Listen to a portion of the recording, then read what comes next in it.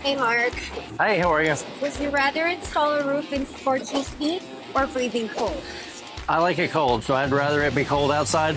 And now the heat does make the shingles a little bit softer and a little bit safer to walk on, but I like it cold.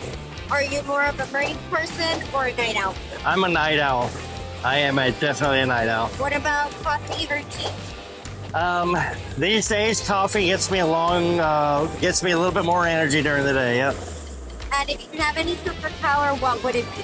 My superpower would be flying. And last but not least, if you could invent a new roofing material, what would it be?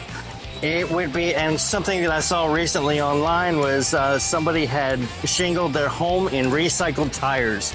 So something of a rubberized material that would deflect hail really well would be ideal.